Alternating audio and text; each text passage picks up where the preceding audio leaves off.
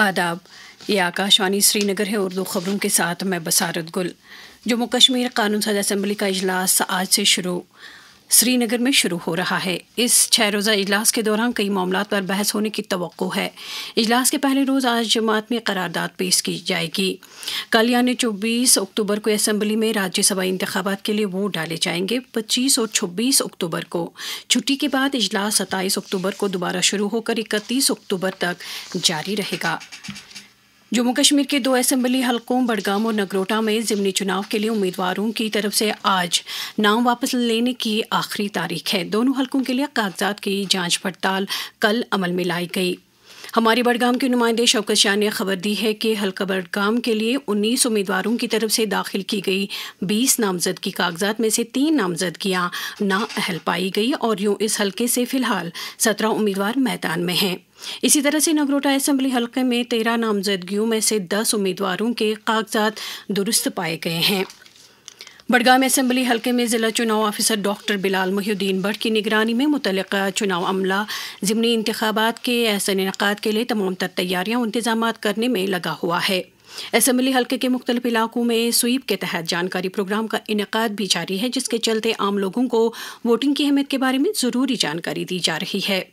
حلقے کے general observer بھور Singh Yadav, اخراجاتی Mushahid روندر کمار اور پولیس آبزرور نچکیتا جھا نے ضمنی چناؤ کے لیے قائم کیے گئے کنٹرول روم اور اسٹرانگ روم و دیگر اہم مقامات کا دورہ کر کے چناؤ انتظامات کا جائزہ لیا۔ ریجنل ٹرانسپورٹ آفس کشمیر نے ڈرائیونگ لائسنس رکھنے والے تمام افراد سے کہا ہے کہ وہ اپنی ڈرائیونگ لائسنس کی تصدیق آدھار والے موبائل نمبر کے ذریعے کریں۔ اس سلسلے میں آکاشوانی نیوز سری نگر کے ساتھ بات کرتے ہوئے RTO کشمیر قاضی عرفان نے کہا، یہ بالکل صحیح ہے۔ یہ واہن پورٹل کی طرف سے ہے، موت کی طرف سے ہی ہے۔ جو آدھار کے ساتھ سبسکرائبرز کو جو OTP اور فون نمبر ان کے ساتھ ہوگا، اسی فون نمبر پہ ان کو OTP آئے گا اور اسی کے تھرو ان کو وہ لنک کرنا ہے، اپڈیٹ کرنا ہے ڈرائیونگ لائسنس کے ساتھ۔ بس ایک بات کا ہر ایک کو خیال رکھنا ہے کہ SMS دیکھنا ہے کہ واہن سے ہی آیا ہے، اور سیکنڈ یہ کہ وہ واہن پورٹل کے تھرو ہی ایکسس کرے، کسی اور ویب سائٹ کے تھرو ایکسس نہ کرے۔ ابھی تک کوئی ڈیڈ لائن اس میں فکس نہیں کی گئی ہے۔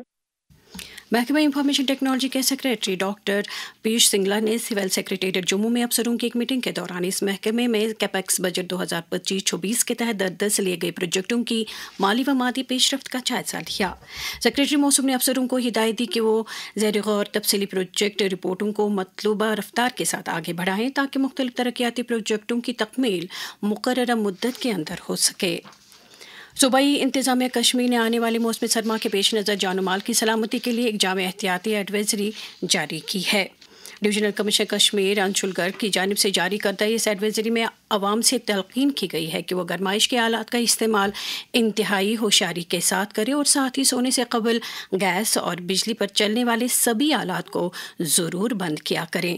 ایسا کر کے آگ لگنے اور دم گھٹنے کے واقعات سے بچا جا سکتا ہے۔ گھروں کے اندر یا نزدیک آگ پکڑنے والی مصنوعات جیسے ایندھن اور سوکھی گھاس وغیرہ ذخیرہ نہ کریں۔ ضرورت پڑنے پر ٹول فری نمبر 101 پر رابطہ قائم کریں۔ جموں کشمیر میں GST اصلاحات سے بنیادی سطح پر لوگ مستفید ہو رہے ہیں، کیونکہ GST کی نئی شرح لاگو ہونے کے بعد روزمرہ کے استعمال کی مختلف اشیاء کی قیمتیں کم ہوئی ہیں۔ GST میں کمی نے کھولا جموں کشمیر کی ترقی کا ایک نیا باب۔ اب اخروٹ اور بادام پر لگے گا محض 5% GST۔ مانگ میں اضافہ، برآمدات میں بہتری، کسانوں کی آمدن میں بڑھوتری۔ GST اصلاحات، مضبوط کسان، خوشحال جموں کشمیر۔ GST اصلاحات پر عام لوگ اور تاجر اطمینان کا اظہار کر رہے ہیں۔ یہ ہے ایک تاجر محمد وسیم کے تاثرات۔ انفلیشن نے یہاں کے غریب عوام کو، جو ڈاؤن دا لائن لوگ رہتے ہیں، کی کمر توڑ دیا تھا۔ اب یونین گورنمنٹ نے جو بہت ہی اچھا قدم، جو GST سلیب اس کو ڈاؤن کیا گیا، ڈکلائن کیا گیا، جس سے یہاں کے لوگوں کو across the walks of life جو بہت فائدہ ملا ہے۔ ہم اس اقدام کو شکریہ کرنا چاہتے ہیں۔ جو گراؤنڈ زیرو پہ جو لوگ رہتے ہیں، ان کو کافی حد تک فائدہ پہنچا ہے۔